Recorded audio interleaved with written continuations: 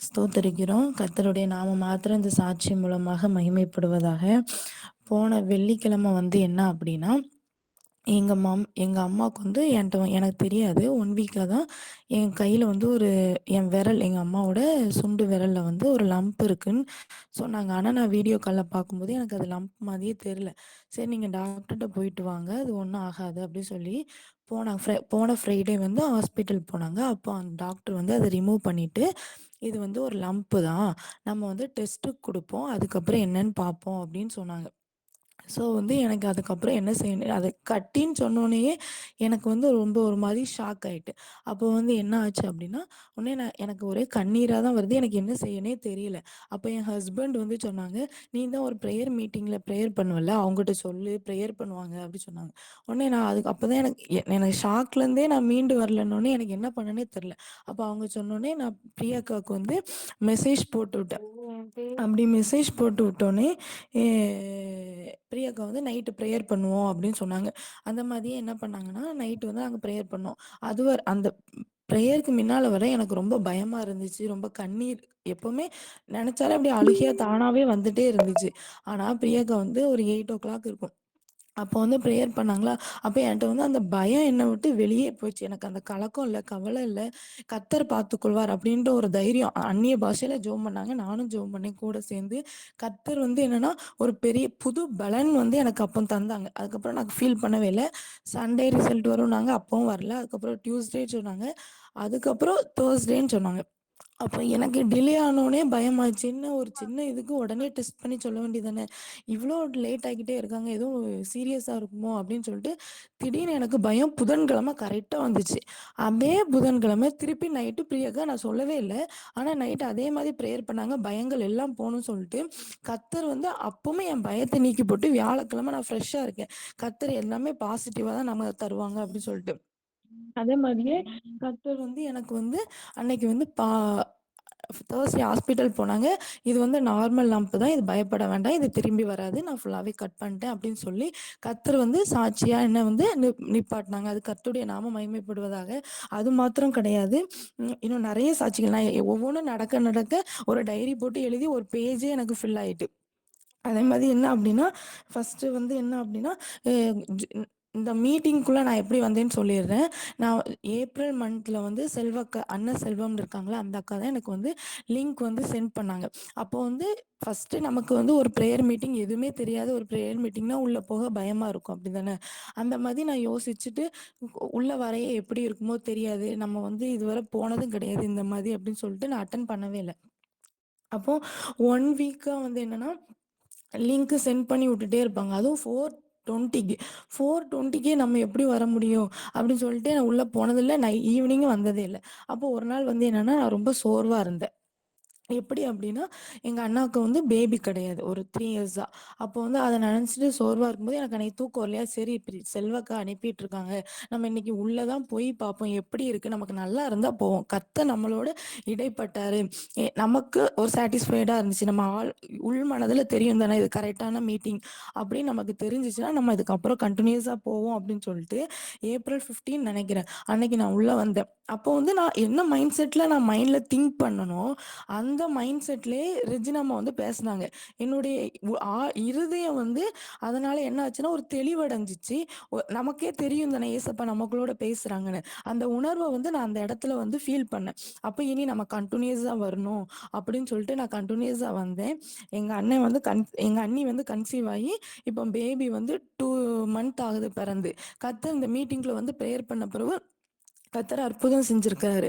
ஆக்சுவலா என்ன அப்டின்னா, நான் வந்து எங்க அம்மா பிஃபோர் மேரேஜ் வந்து என் வீட்டுக்கு ஆப்போசிட் தான் சர்ச்சு. சர்ச் மீட்டிங்ஸ் எல்லாத்துலயும் நாங்க இன்வால்வா இருப்போம். சிஎஸ்ஐ சர்ச் தான். அ ஆ அதுக்கப்புறம் என்ன அப்டின்னா, எங்க வீடு வந்து தூத்துக்குடி டிஸ்ட்ரிக்ட் 4 மாடி பக்கம். அப்ப ஜீசஸ் ரெடீம்ஸ்க்கு எப்பவுமே பிரேயர் போவோம். சர்ச்சு இப்படியே தான் இருந்துச்சு. ஆனா ஆஃப்டர் மேரேஜ் வந்து எனக்கு அந்த மாரி ஒரு ஆப்பர்ச்சுனிட்டியே கிடைக்கல. நான் வீட்டுக்குள்ளே தான் இருக்கக்கூடிய சூழ்நிலை. இங்கேருந்து church long distance weekly once தான் முடியும். எனக்கு வசனமே கிடைக்கலன்னு சொல்லலாம். வசனம் கிடைக்காத பஞ்சம்ன்னு சொல்லுவாங்களே, அந்த மாரி தான் நான் வந்து எங்க மேரேஜுக்கு அப்புறம் இருந்தேன். எனக்கு இங்க சிஎஸ்சி சர்ச்ல இந்த சைடு குடுக்குற மேட்டுப்பாளையத்துல குடுக்குற மெசேஜ் எதுவுமே புரியவும் செய்யாது எனக்கு. அப்போ வந்து நானே பைபிள் வாசிப்பேன். நானே பைபிள் பைபிள மனப்பாடம் பண்ணுவேன். நானே ஏதாவது யூடியூப் பார்த்து நமக்கு ஏதாவது வசனம் சொல்றாங்களா, அது எதுவுமே எனக்கு வந்து செட் ஆகாத மாதிரியே இருந்துச்சு. இப்போ எனக்கு மேரேஜ் ஆகி 3 இயர்ஸ் அப்போதான். இது இது முன்னாலே எனக்கு தெரிஞ்சிருந்தா நல்ல ஆவிக்குரிய வாழ்க்கையில நான் வளர்ந்துருக்கலாம். இப்போ நான் வீட்ல தான் இருக்கிறேன். ஆனா எல்லாமே எனக்கு கிடைக்குது. நான் என்ன மைண்ட் செட்ல இருந்தாலும் அந்த மைண்ட் செட்ல எனக்கு வசனம் கிடைக்குது. ஆவிக்குரிய வாழ்க்கையில நான் டெவலப் ஆகுறேன். இந்த மாதிரி வீட்ல இருந்தே எல்லாமே கிடைக்கிறது கர்த்தர் எனக்கு கொடுத்த பெரிய கிஃப்ட். அதுக்கு கர்த்தருடைய நாம பெரிய மகிமைப்படுவதாக. அதுக்கப்புறம் என்ன அப்படின்னா, நெக்ஸ்ட் வந்து குன்னத்தூர் மீட்டிங். நான் மேரேஜ் ஆகி பிஃபோர் ஃபர்ஸ்ட் போன மீட்டிங், வெளியே அவுட் சைடு போன மீட்டிங்னா அந்த குன்னத்தூர் மீட்டிங் தான். சர்ச்சுக்கு போவோம். எங்க அம்மா வீட்டுக்கு போனா எங்க மம்மி எங்க நான் ப்ரேயர் மீட்டிங்ஸ் கூட்டு போவாங்க. ஆனா என் ஹஸ்பண்ட் ஃபர்ஸ்ட் கூட்டிட்டு போன மீட்டிங் குன்னத்தூர்ல நடந்த மீட்டிங் தான். அப்போ நான் குன்னத்தூர் மீட்டிங் போனோம். அன்னைக்குமே எங்களுக்கு ரொம்ப தடை தான். எங்க மாமாவுக்கு உடம்பு சரியில்லை இருந்தாலும் என் ஹஸ்பண்ட் வந்து சரி போயிட்டு வந்து மாமாவை ஹாஸ்பிட்டல்ல பாத்துக்கலாம், அவங்க அப்பாவை தான் ஹாஸ்பிட்டல்ல பாத்துக்கலாம் அப்படின்னு சொல்லிட்டு எங்களை வந்து கூட்டிட்டு போனாங்க. அங்க என்ன அப்படின்னா, நான் ப்ரேயர் பண்ணி சரி ப்ரேயர் பண்ணிட்டு நம்ம கிளம்பிடுவோம், ஹாஸ்பிட்டல் வேற போகணும் அப்படின்னு சொல்லிட்டு. அப்போ ப்ரேயர் பண்ணும்போது ரெஜினாமா வந்து என் மேல கை வச்சு ப்ரேயர் பண்ணாங்க. அப்போ உனக்கு வந்து ஸ்டொமக்ல வந்து ஏதாவது ஒரு ப்ராப்ளம் இருக்கா அப்படின்னு கேட்டாங்க. அப்போ நமக்கு வயிறு வலி எதுவுமே இல்லையே அப்படின்னு நான் யோசிச்சுட்டே இருக்கும்போது அப்புறம் தான் ஞாபகம் வந்துச்சு. எனக்கு வந்து சிசேரியன் ஆன எனக்கு வந்து டெலிவரி வந்து சி செக்ஷன் ஆனா அதுக்கப்புறம் வந்து என்ன அப்படின்னா, எனக்கு வந்து ஈஸியாக டைஜஷனே ஆகாது. எது சாப்பிட்டாலும் ஒரு கேஸ் ஃபார்ம் ஆகிற மாதிரியே தான் இருக்கும். அப்போ நான் அதை வந்து சொன்னேன். ஆனால் இதை எங்கள் அம்மாட்ட சொல்லும்போது எங்கள் அம்மா சொன்னாங்கன்னா, டெலிவரி அப்போ இது நார்மல் தான். நான் கேட்ட எல்லாருமே அப்படி தான் சொன்னாங்க. டெலிவரி அப்போ இது உனக்கு நார்மல், ஒழுங்காக டைஜஷன் ஆகாது, கேஸ் ஆகும், சி செக்ஷன் பண்ணா அப்படின்னு சொன்னாங்க. அப்போ நான் ரெஜினா அம்மாட்ட இதை சொன்னேன். எனக்கு இதான் ஞாபகம் வந்துச்சு அந்த டைமில். அம்மா எனக்கு இப்படி வந்து இருக்குது ஸ்டொமக்கில் அப்படின்னு சொன்னோன்னே அவங்க ப்ரேயர் பண்ணாங்க. ப்ரேயர் பண்ணிட்டு நாங்கள் வீட்டுக்கு எல்லாம் வந்துட்டோம். அதுக்கப்புறம் என்ன அப்படின்னா, நான் எப்போவுமே வீட்டில் ஜெலுசில், ஜிஞ்சர் டீ போடுறதுக்கு ஜிஞ்சர் இதெல்லாம் நிறையா வச்சுருப்பேன். அப்புறம் 1 மந்த்துக்கு அப்புறம் தான் என்ன நானே ஃபீல் பண்ணுறேன். நம்ம இப்போ வந்து இந்த மாதிரி ஜிஞ்சர் டீ எதுவுமே போடலை, ஜெலுசில் குடிக்கல, நமக்கு வந்து சரியாயிட்டோ. ஆமாம், நமக்கு அப்படி ப்ரேயர் பண்ணாங்களே 1 மந்த்துக்கு அப்புறம் தான் நான் ரெகனைஸ் பண்ணுறேன் நமக்கு வந்து சரியாயிட்டு. இதுவரை எனக்கு அந்த ப்ராப்ளம் எதுவுமே இல்லை. எது சாப்பிட்டாலும் ஈஸியாக டைஜஷன் ஆயிடுது. அந்த கேஸ்ட்ரிக் ஃபார்ம்ல எதுவுமே இல்லை. கர்த்தருடைய நாமம் மகிமைப்படுவதாக. அதுக்கப்புறம் என்ன அப்படின்னா, ஒரு நாள் ஃப்ரைடே ஃபாஸ்டிங் ப்ரேயர். அன்னைக்கு நான் ஃபாஸ்டிங்கில் இருந்தோம். அப்போ வந்து என்ன அப்படின்னா, எனக்கு அன்னைக்கு வந்து ரொம்ப தலை சுற்றி மயக்கம் வர்ற மாதிரி இருந்துச்சு. இதே மாதிரி எனக்கு லைஃப்பில் வந்ததும் கிடையாது. அன்னைக்கு எனக்கு அப்படியே இருந்துச்சு. உடனே என் ஹஸ்பண்ட் சொன்னாங்க, நீ சாப்பிடாம இருக்கல அதனால தான் அப்படி இருக்கும் அப்படின்னு சொன்னாங்க. உடனே நான் அப்போ நல்லா சாப்பிட்டேன். அன்னைக்கு ஃபாஸ்டிங் ப்ரேயர் தான், நல்லா சாப்பிட்டேன். அப்பவுமே எனக்கு போகல, தலை சுற்றல் மயக்கம் ரெண்டுமே எனக்கு போகவே இல்லை. அப்போ எனக்கு ஃபுல்லாக எனக்கு அப்படியே இருக்கு. எனக்கு அதுவே ஒரு அழுகையா வருது எனக்கு. என்ன நம்மள இப்படியே இருக்கும், ஒரு மாதிரி மயக்கம், என்ன சாப்பிட்டாலும் மயக்கமாக தான் வருது. அப்போ வந்து நைட்டு கரெக்டாக அப்போ சாட்டர்டே மார்னிங் ப்ரேயருக்குள்ளே வரேன், 5 o'clock வரேன். அப்போ வந்து சாம் பாஸ்டர் வந்து ப்ரேயர் பண்ணிட்டு இருக்காங்க. அப்போ வந்து ஆராதனை நடத்தும் போது கரெக்டாக 5 o'clock இருக்கும் டைம். அப்போ உடனே நான் உள்ளே வந்த டைம் உடனே சொன்னாங்க, தலை சுற்றல் மயக்கம் இந்த ரெண்டும் இருக்கு, அந்த பொல்லாத பிசாசை வெளியே போத கொண்டு வர்ற பொல்லாத பிசாசுன்னு சொன்னாங்க. அந்த டைம், அந்த இன்ஸ்டன்ட் ஆஃப் டைமே எனக்கு வந்து அந்த தலை சுற்றல் மயக்கம் ரெண்டுமே என்னை விட்டு வெளியே போச்சு. கத்தர் பெரிய காரியங்களை செஞ்சார். இதே மாதிரி தான் ஒரு நாள் வந்து எனக்கு குளிர் குளிர்ன்னு வந்து நார்மலாக இங்கே இருக்கும் மேட்டுப்பாளையத்தில். ஆனால் அன்னைக்கு எனக்கு ஹெவி குளிர். என்னால் எதுவுமே செய்யவும் முடியல, தாங்கவும் முடியல. ரொம்ப பலவீனமாக இருந்துச்சு. அன்னைக்கு வந்து என்னென்னா, அதுவும் ஒரு மார்னிங் ப்ரேயர் தான். அப்போ வந்து வாட்டர் பாட்டிலில் தண்ணி எடுத்து வச்சு ப்ரேயர் பண்ணி குடிங்க, எந்த பலவீனமாக இருந்தாலும் அப்படின்னு பாஸ்டர் சொன்னாங்க. அப்போ வந்து என்னால் எழும்பி வாட்டர் பாட்டில் கூட எடுக்க முடியல. அப்போ என் பொண்ணு வாட்டர் பாட்டில் பக்கத்தில் இருந்துச்சு, அவள் குடிக்கிற தண்ணி பாட்டில். அதை எடுத்து ஏசப்பா இது முடிய ரத்தமாக ஜெபம் பண்ணுறோம், பாஸ்டர் கூட சேர்ந்து எனக்கு சுகம் கொடுங்கன்னு குடித்தேன். அந்த குளிர் எங்க போச்சுன்னே எனக்கு தெரியல. அந்த மாதிரி கர்த்தர் பெரிய காரியங்களை என் வாழ்க்கையில வந்து செஞ்சாங்க. இது மாத்திரம் கிடையாது, நம்ம வந்து என்ன மைண்ட் செட்ல இந்த லிங்க்குள்ள நான் வருவனோ அந்த மைண்ட் செட்லயே ரெஜினமா நம்ம கூட பேசுவாங்க. அப்ப ஏசப்பா நம்மளை எவ்வளவு நேசிக்கிறாங்க.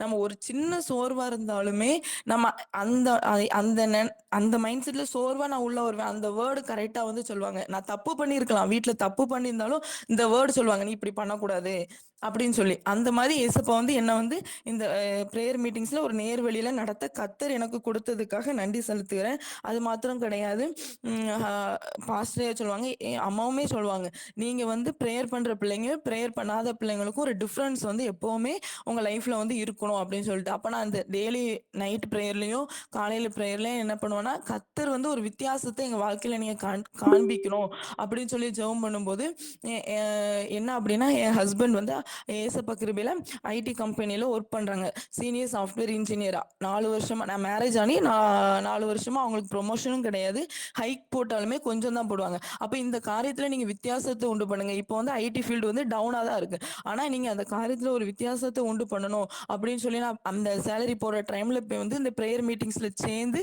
நானே எல்லாரு கூடயும் சேர்ந்து ப்ரேயர் பண்ணிட்டு இருக்கும்போது கர்த்தர் வந்து என்ன பண்ணாங்கன்னா, எல்லாருக்குமே அவங்க ஆஃபீஸில் நார்மலாக 10% தான் ஹைக் போடுவாங்க. ஆனால் அவங்களுக்கு வந்து 32% இந்த இயர் மட்டும் வந்து ஹைக் போட்டாங்க. அது மாத்திரம் கிடையாது, அவங்க கம்பெனியில் ப்ரொமோஷன் கொடுத்தாங்கன்னா ஹைக் போட மாட்டாங்க.